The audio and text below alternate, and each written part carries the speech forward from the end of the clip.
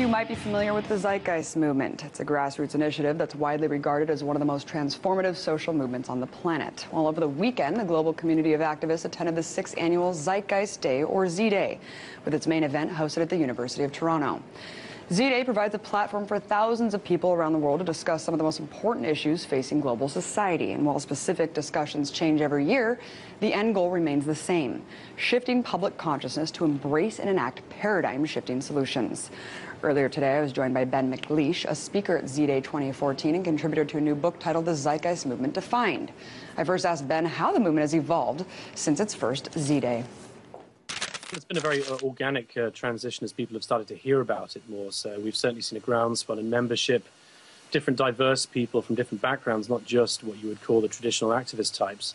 And we've also seen a fair amount of buy-in from what you term famous people, people who have kind of celebrity who are interested in positively affecting the world. And you were giving a talk at this year's event about paradigm shifts, Ben. Can you expand on the notion that we are in the midst of a new emerging social paradigm?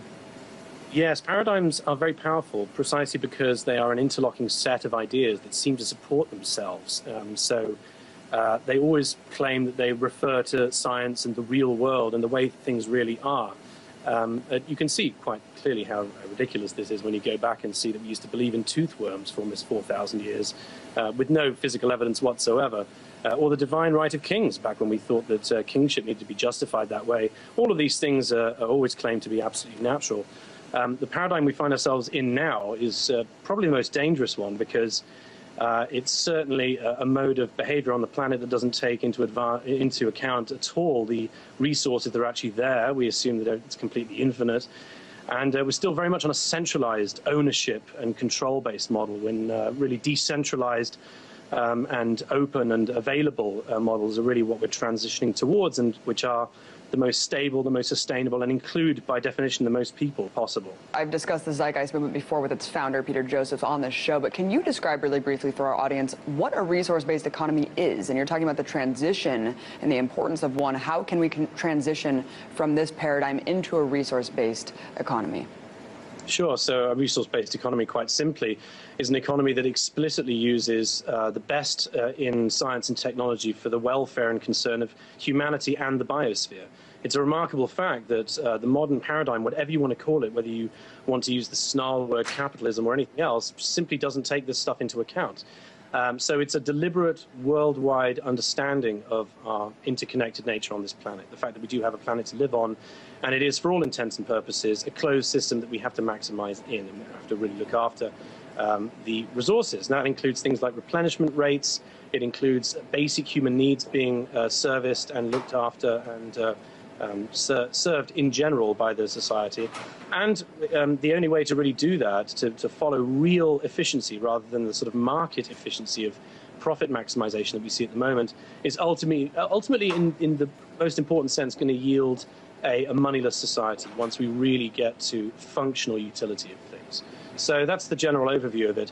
To get there, well, you can't do it without education. You can't do this to a room full of blank stares and minds that have not been organized to understand what is actually important in life, why we do actually prefer science and technology in, it seems, everything except things like religion and economics. These things seem to be somehow not in line with it. You're talking about open source technology, things like that. You've cited Wikipedia in the past as an example of what humans can accomplish when information is free. But even Wikipedia is governed by mob rule. So who would make the decisions in a resource-based economy? It's not so much that we want to make decisions, it's that these decisions become arrived at. There's actually a very decent writer called Clay Shirky who wrote a very good book called Here Comes Everybody that describes organization without organizations and describes how essentially as a matter of creating a decentralized, open source and available system for anybody who wants to participate, you can mass organize information and create byproducts that essentially don't mean that you have to put anything to a vote. It's a sort of a byproduct of the system itself, the integrity and the correlation of each individual to the other, and the availability of information on a mass scale that actually allows you to arrive at decisions very quickly. We do this now. I mean, nobody sits and tries to work out where the bandwidth of the internet should go tomorrow. It's something that through load balancing and intelligent feedback systems and almost approaching the sort of neural network idea of artificial intelligence is something that is essentially produced out of the system functioning correctly. I just wanted to get this out of the way. For those who think that the Zeitgeist movement is Marx's ideal, is the utopia of Marxism, can you explain why it's not? Sure. The end goal of the Zeitgeist movement is not to exist anymore. We want to create a world that no longer requires the basic advocation and the delivery of understandings of why science and technology form the cornerstone of anything that's good about your life and about the life around you.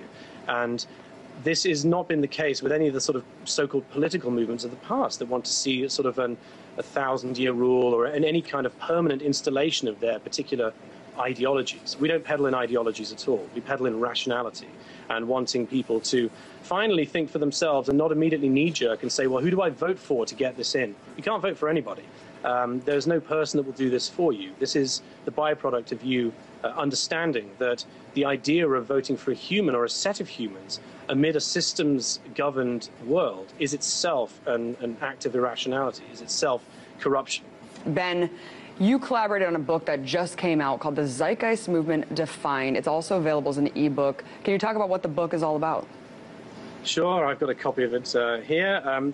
What we did, and it was after many years of requests, is that we've spent the best part of about 3 years really compiling the front-to-back train of thought from where we are now presently with economics, what actually is important, the various understandings of things like systems theory, and again, we talk about paradigms a lot, all the way through to the fundamental building blocks of how one might approach building a society on the planet that really is in line with the natural world that we see and that would maximize not just the biosphere, not just humanity, but indeed both.